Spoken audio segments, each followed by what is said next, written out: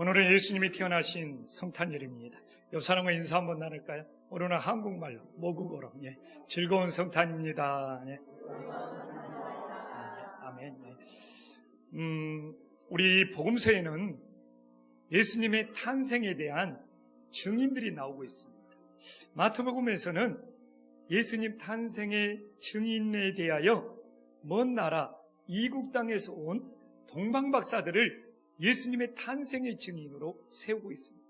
그러나 누가는 상대적으로 베들레헴 근처에 있었던 그 지역에 있었던 목자들을 예수님의 탄생의 증인으로 세우고 있습니다. 그래서 오늘 예수님의 탄생의 증인으로 나오는 이 목자들에 대한 이 말씀이 오늘 본문에서 전반부와 후반부로 나눠지고 있습니다. 전반부는 8절에서 14절까지 주의 사자가 그 지역에 있는 목자들을 만나는 사건이 나오고 있습니다. 후반부는 15절부터 20절까지 목자들이 구유에 누인 아기를 찾아가서 만나는 사건이 나오고 있습니다. 근데 이렇게 오늘 본문을 전반부와 후반부가 나눠져 있으며 또한 이 전반부와 후반부를 하나로 연결했을 때 하나님의 뜻을 온전히 깨달을 수 있도록 되어 있습니다. 그 이유는 이 전반부는 하늘에 있는 주의 사자들이 목자들을 만나서 하나님의 말씀을 전하는 사건이 나오고 있습니다. 그러나 후반부에는 그 말씀을 들은 목자들이 예수님을 찾아가서 그 말씀이 이루어졌다는 것을 전하는 하나님의 사건으로 나오고 있습니다. 그래서 오늘 이 전반부의 하늘의 사건과 이 후반부의 땅의 사건을 구별해서 보면서도 또 서로 하나로 연결하여 그 속에 담긴 성탄의 신비, 성탄의 뜻이 무엇인지를 깨닫고 우리 또한 이 땅에 왕으로 오신 예수님을 영접하고 맞이할 수 있는 복된 성탄이 될 수 있기를 간절히 소망합니다.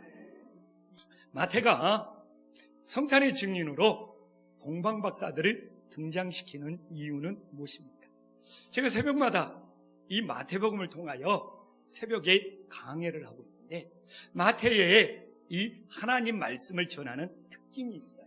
마태는 구약의 하나님의 말씀들이 이 땅에 예수님이 오심으로 온전히 성취되었다는 것을 굉장히 강조하고 있습니다.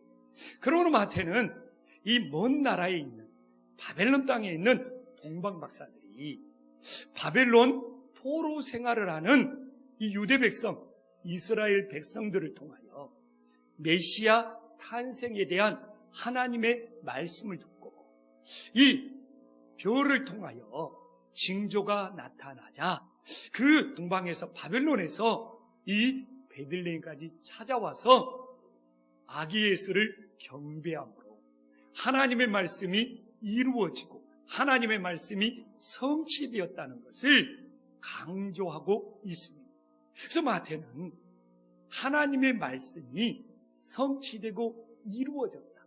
구약의 메시아 탄생에 대한 말씀을 한 거에 대하여 이 먼 나라에 있는 동방 박사들까지 듣고 찾아와서 그 아기 예수를 경배함으로 이 땅에 메시아 탄생에 하나님의 말씀이 성취되었다는 것을 동방 박사들을 증인으로 세우면서 강조를 하고 있습니다.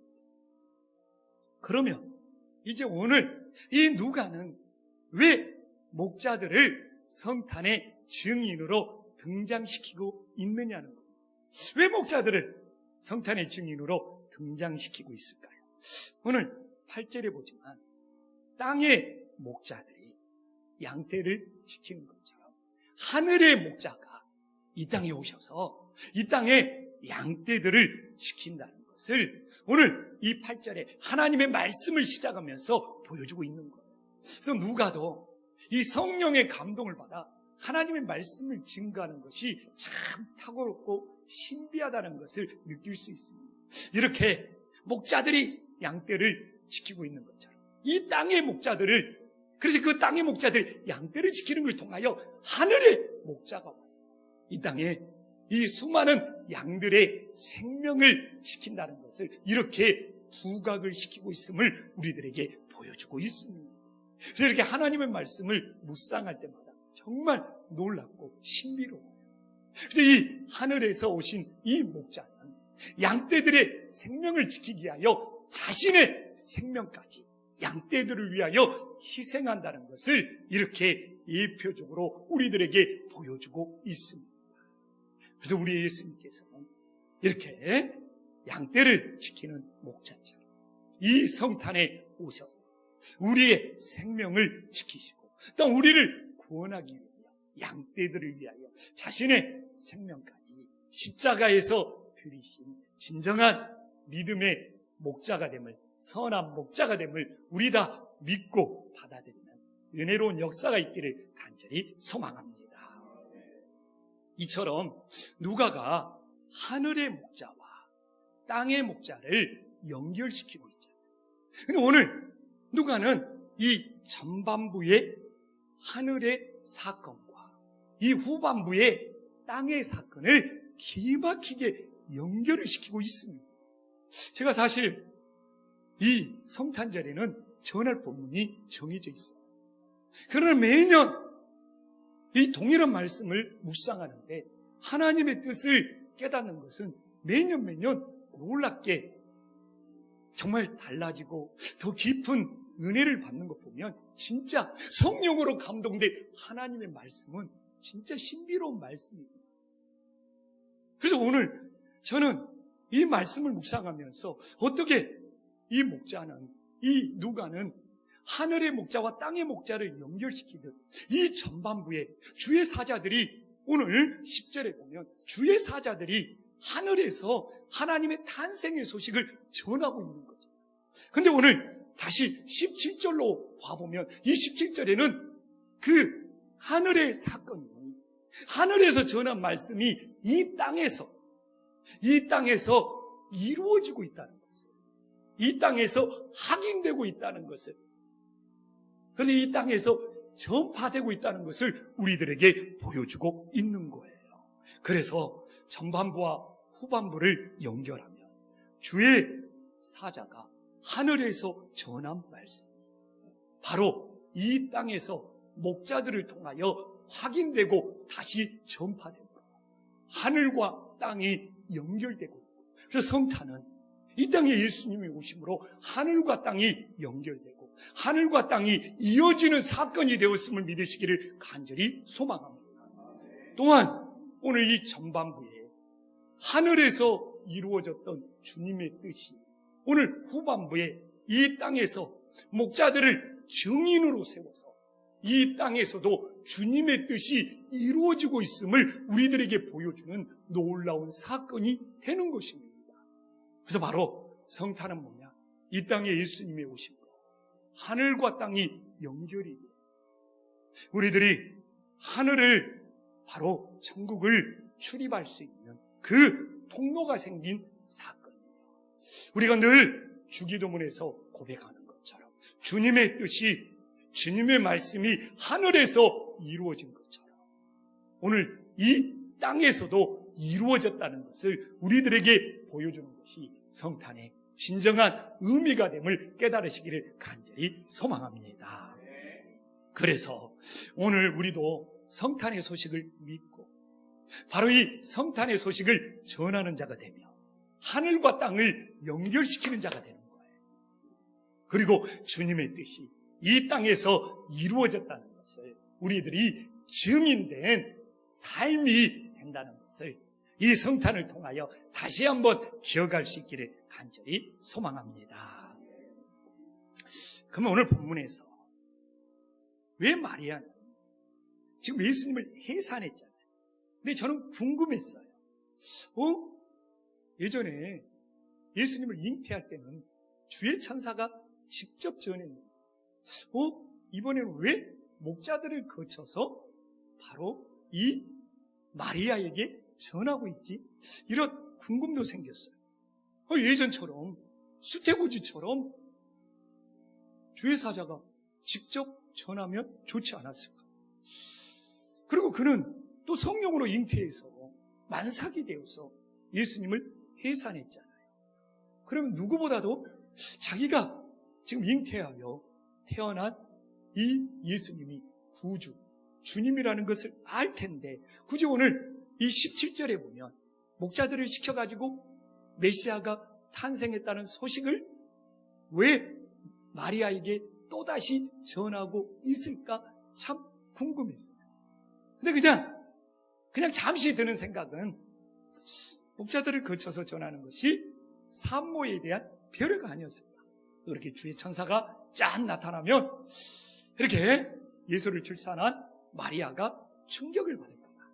그 충격 완화 장치로 바로 이렇게 목자를 통해서 전하는 것은 산모에 대한 배려, 산모에 대한 친절이 아니었을까.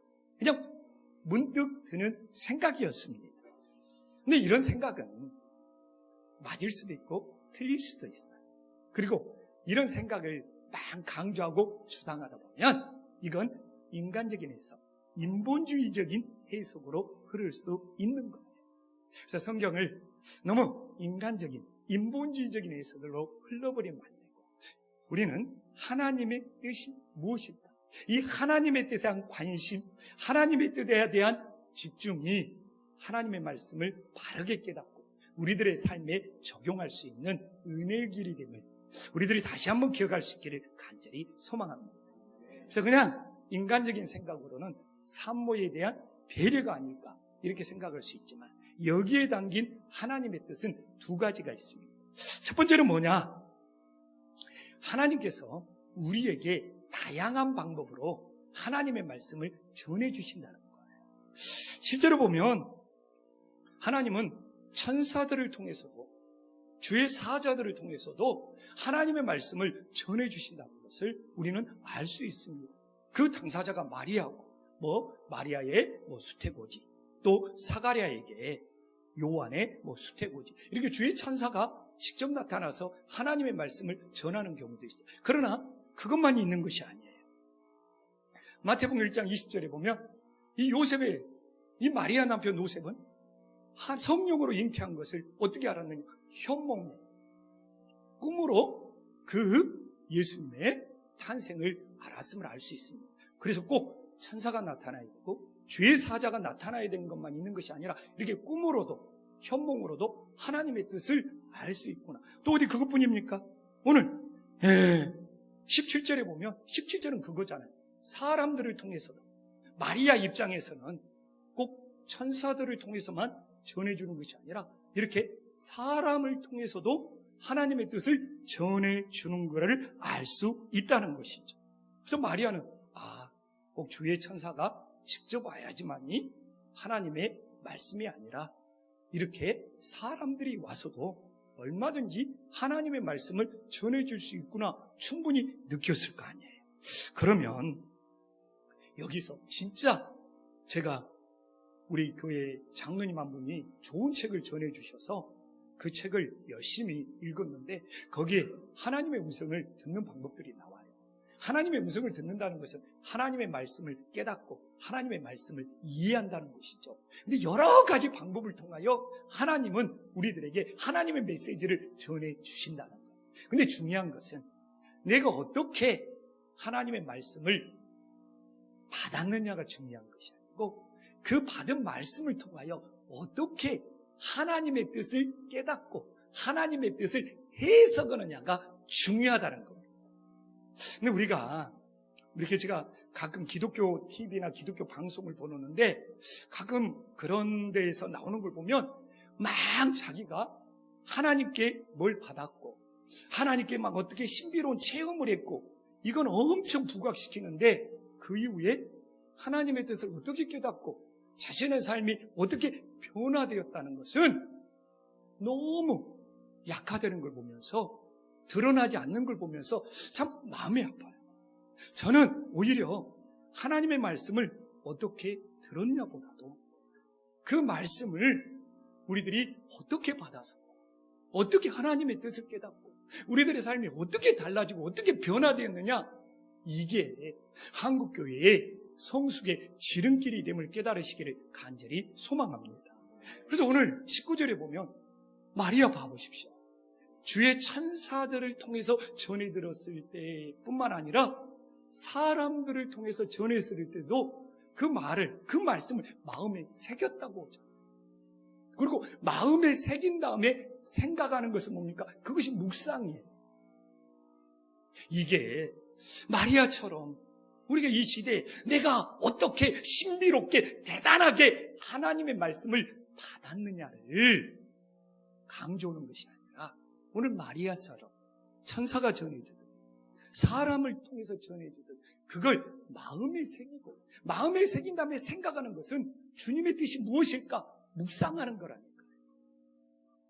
그럴 때 마리아처럼 하나님께 순종하는 삶, 끝까지 예수님을 따르는 믿음의 삶이 됨을 깨달으시기를 간절히 소망합니다.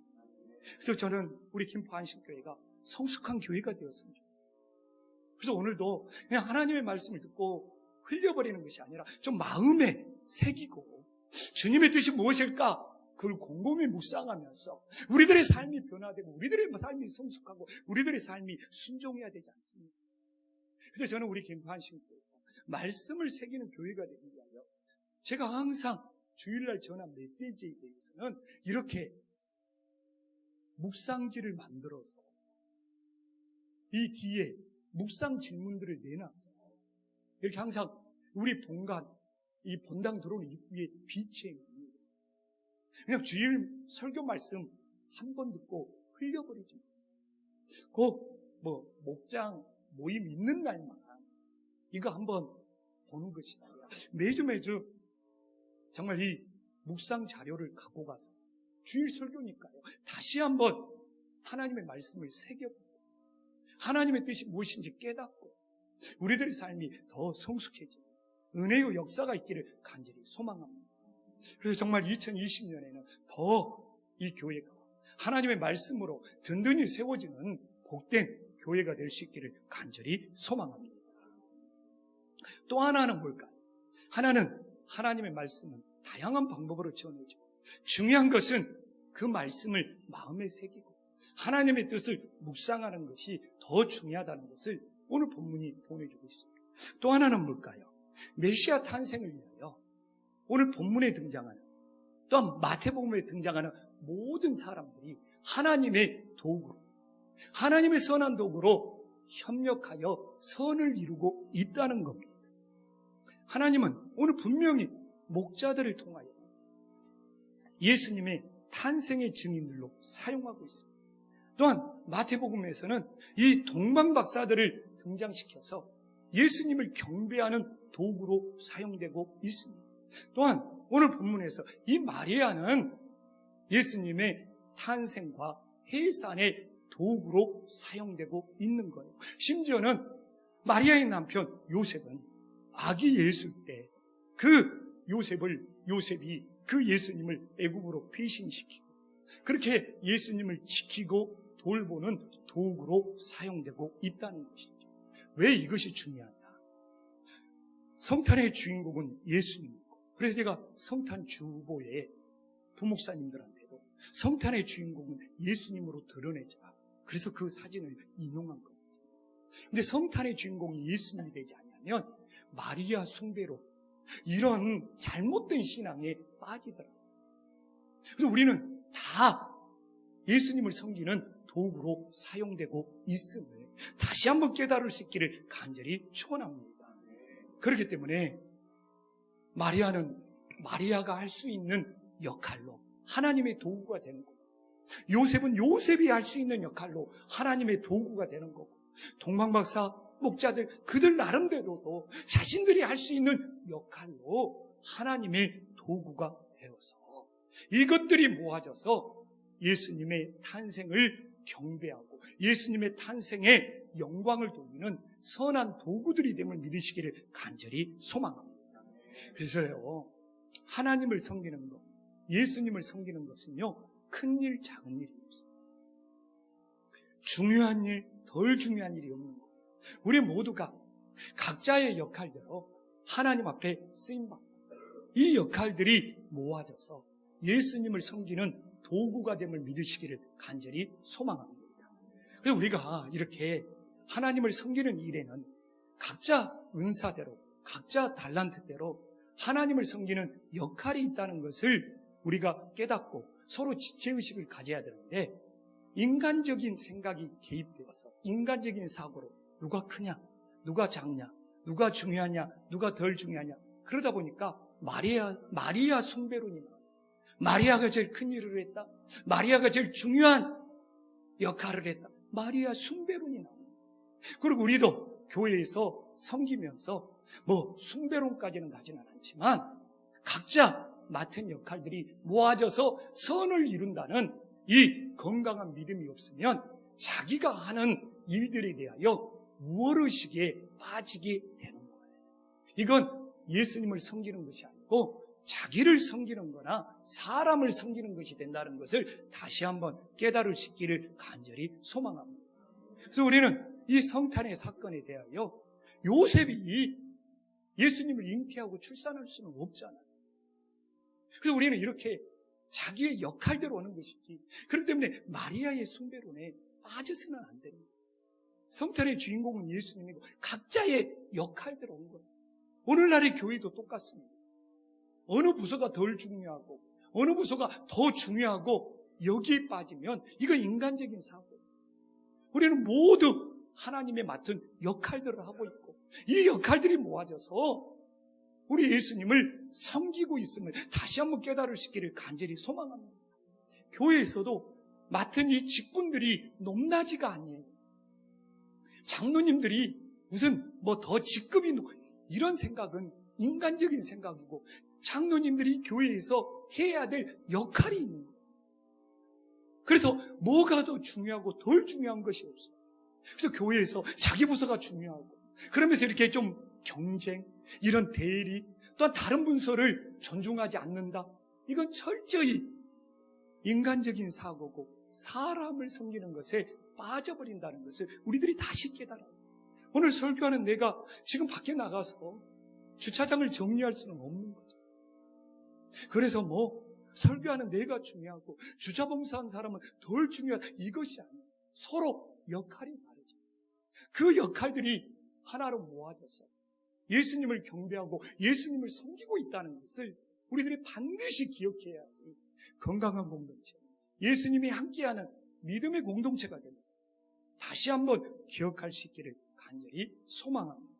그래서 우리는 이렇게 오늘 이 전반부와 후반부를 보면서 이렇게 두 가지 하나님의 뜻이, 하나님께서는 다양한 방법으로 말씀을 전합니다.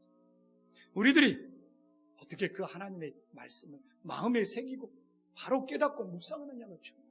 또 하나는 우리 역할은 다를지, 정말 우리들이 각자의 역할대로 주님을 섬김으로 합력하여 하나님의 선한 도구, 선한 공동체를 이뤄가는 것이 진정한 성탄의 뜻이 됨을 깨달으시기를 간절히 소망합니다.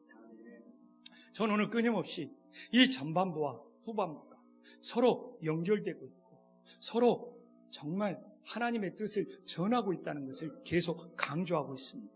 근데 오늘 이제 하나님의 말씀의 핵심이 나오는데 봐보십시오. 오늘 본문 전반부에서 천사들이 찬송과 영광을 하나님께 돌리고 있습니다. 그래서 우리는 14절 말씀을 끊임없이 성탄절이 되면 암송하고 인용을 하고 있습니다. 이건 주의 사자들이, 천사들이 하늘에서 하나님께 찬송과 영광을 돌리는 겁니다. 그래서 영광은 사람이 취하면 안 돼요. 어떤 영광이든 그 영광을 받으실 분은 높은 곳에 계신 하나님 한 분이 됨을 믿으시기를 간절히 소망합니다. 우리들이 취해야 될 것은 주님이 주시는 구원의 평화예요. 근데 그 구원의 평화도 모든 사람이 누리는 건 아니에요. 하나님의 기뻐하심을, 하나님이 기뻐하는 사람들 중에 구원의 평화가 임하는 거예요. 그래서 이 땅에 오신 예수님을 내가 진심으로 믿고 내 안에 영접함으로 하나님이 기뻐하시는 사람들이 되어서 우리 마음속에 진정한 구원의 평화가 임할 수 있기를 간절히 소망합니다. 이건 하늘에서 주의 천사들이 이 땅에 오시는 그 예수님께 찬송과 영광을 올려드리는 거예요. 근데 이게 후반부에 땅에서도 이루어지고 있어요.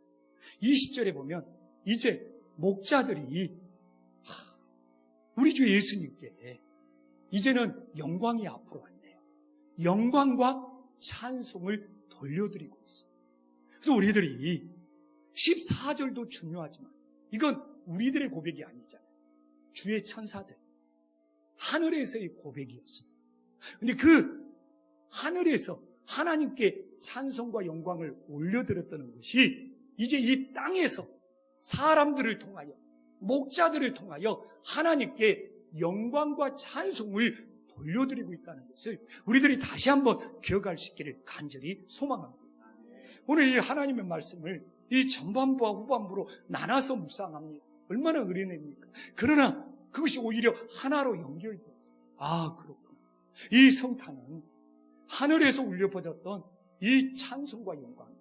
이 하늘에서는 찬송이 먼저고 그 다음에 영광이었잖아요. 그러나 이 땅에서는 이제 우리 사람들이 이 영광과 찬송을 주님께 올려드리는 놀라운 사건이 되고 있습니다. 우리들이 다시 한번 이 성탄절에 기억할 수 있기를 간절히 소망합니다. 그럼 우리들이 놓치지 말아요. 하늘의 찬송과 영광, 이 땅에서 우리들의 찬송과 영광이 되기 위해서는 어떻게 해야 합니까? 오늘 15절에 그 연결고리가 나옵니다. 우리가 이 연결고리를 한 목소리로 한번 읽어보겠습니다. 시작.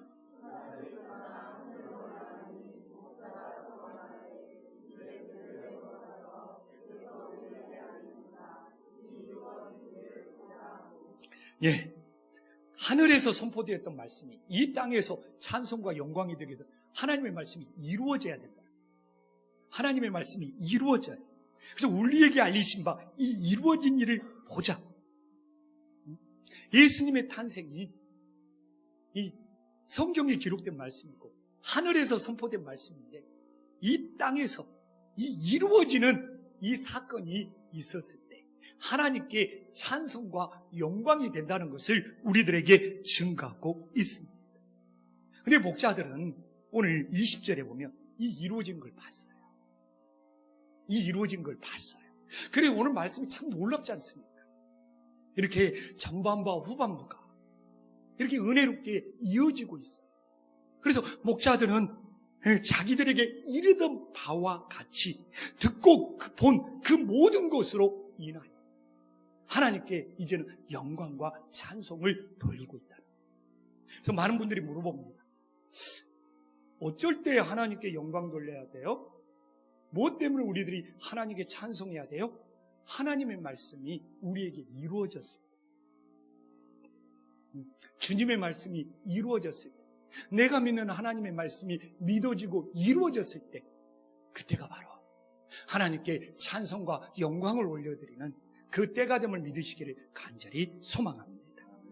그러면 이제 우리가 이 성탄에 하나님께 영광과 찬송을 돌려야 할 분명한 이유가 생길 거예요.